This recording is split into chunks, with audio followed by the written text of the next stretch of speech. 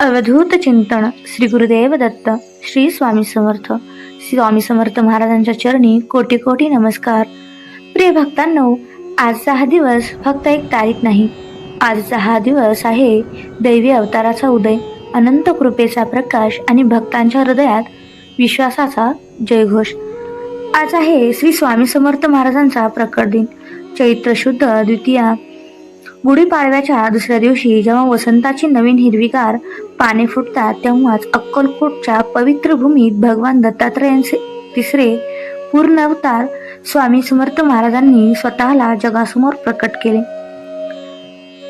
भिवू नकोस, मी तुझ्या पाठीशी आहे, हे अमर वचन आजही लाखो भक्तांच्या ओठांवर आहे. जेव्हा जीवनात अंधार पडतो, संकटाचा डोंगर उभा राहतो, तेव्हा हे वचन ऐकून हृदयात प्रकाश पडतो. कारण स्वामी समर्थ हे फक्त गुरु नाहीत, ते साक्षात रक्षक आहेत. अशक्य ते शक्य करणारे परमेश्वर आहेत. आज आपण एकत्र सर्वजण येऊन त्यांच्या चरणी नतमस्तक होऊया. त्यांच्या कथेच्या माध्यमातून आपल्या जीवनातील प्रत्येक अडचणीत त्यांची कृपा कशी ओतप्रोत आहे हे आपण अनुभवूया. प्रकट होण्याची ही अलौकिक कथा सुरू होत आहे.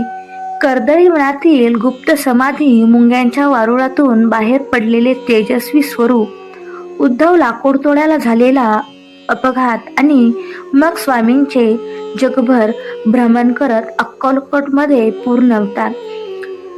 चला, आज या दिवशी स्वामींना मनापासून नमस्कार करूया आणि यांच्या कथेत हरवून जाऊया. कारण जिथे स्वामी समर्थ आहेत तिथे कधीच निराशा राहत नाही, फक्त विश्वास, कृपा आणि आनंद हवा. जय जय स्वामी समर्थ. श्री स्वामी समर्थ महाराज की जय. श्री स्वामी समर्थ महाराज हे भगवान दत्तात्रयांचे तिसरे पूर्ण अवतार मानले जातात. श्रीपाद श्री वल्लभ आणि श्री नरसिंह सरस्वती यांच्यानंतर स्वामी समर्थ हे दत्त परंपरातील तिसरे अवतार आहेत. त्यांचा प्रकट दिन हा चैत्र शुद्ध द्वितीया या तिथीला साजरा केला जातो. गुढीपाडव्याच्या दुसऱ्या दिवशी हा दिवस भक्तांसाठी अत्यंत पवित्र आणि आनंदाचा असतो. ज्यात भिवू नकोस, मी तुझ्या पाठीशी आहे, हे त्यांचे प्रसिद्ध अभयवचन भक्तांच्या मनात विश्वास भरते. स्वामी समर्थांच्या प्रकट होण्याची विशेष कथा सर्वात प्रचलित आणि पौराणिक आवृत्ती आहे. स्वामी समर्थ महाराजांचा जन्म किंवा मूळ स्वरूप कोणालाच पूर्णपणे माहीत नाही, कारण ते स्वतः अलौकिक आणि अनादी आहेत. पण त्यांच्या अक्कलकोटमध्ये प्रकट होण्याची कथा अशी सांगितली जाते. श्री नरसिंह सरस्वती स्वामी दत्तात्रयांचा दुसरा अवतार हे गाणगापूर येथे निर्गुण पादुका स्थापन करून 1458 मध्ये शेके 1380 माघवाद्य एक श्रीशैलम जवळील कर्दळीवनामध्ये गुप्त झाले. तिथे ते 300 वर्षाहून अधिक काळ प्रगाढ समाधी अवस्थेत होते आणि शरीराभोवती मुंग्यांनी मोठे वारूळ केले होते. मातीचे ढिगारे तयार केले, ज्यामुळे ते पूर्णपणे दिसेनासे झाले. एकदा उद्धव नावाचा एक लाकूड तोड्या त्या जंगलात लाकूड तोडण्यासाठी आला. त्याने त्या वारुळाची आणि झाडांची साफसफाई केली. कुऱ्हाडीचा प्रहार चुकून स्वामींच्या मांडीवर लागला आणि रक्तस्राव झाला. याने स्वामी समर्थ जागृत झाले आणि वारुळातून बाहेर आले. ते तेजस्वी दिव्य पुरुष होते.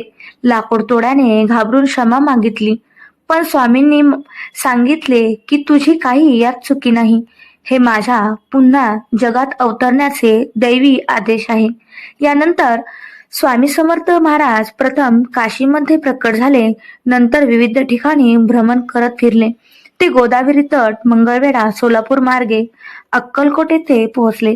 इसवी सन 1856 मध्ये अक्कलकोटच्या खंडोबा मंदिरात किंवा वटवृक्षाखाली ते पूर्ण रूपात प्रकट झाले. काही कथानुसार ते एका बालकाच्या विजयसिंग निमित्ताने वटवृक्षाखाली गणपतीच्या साक्षीने प्रकट झाले. जिथे धरणी दुभंगून तेजस्वी बालमूर्ती बाहेर आली. अक्कलकोटमध्ये ते 22 वर्ष 1856 ते 1878 पर्यंत राहिले आणि अनेक चमत्कार केले. भक्तांच्या समस्या दूर केल्या, रोग बरे केले अशक्य ते शक्य केले. त्यांनी स्वतः सांगितले की ते श्री दत्तात्रयांचे ब्रह्मस्वरूप आहेत आणि भक्तांच्या इच्छेनुसार विविध रूपात दर्शन देतात.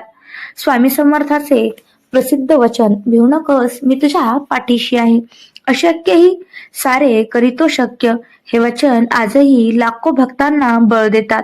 स्वामी समर्थांची कृपा अनन्य भक्तीने मिळते आणि ते नेहमी भक्तांच्या योगक्षेमाची हमी देतात. जय जय स्वामी समर्थ. श्री स्वामी समर्थांच्या चरणी नमस्कार आणि प्रकट दिनाच्या तुम्हा सर्वांना हार्दिक हार्दिक शुभेच्छा.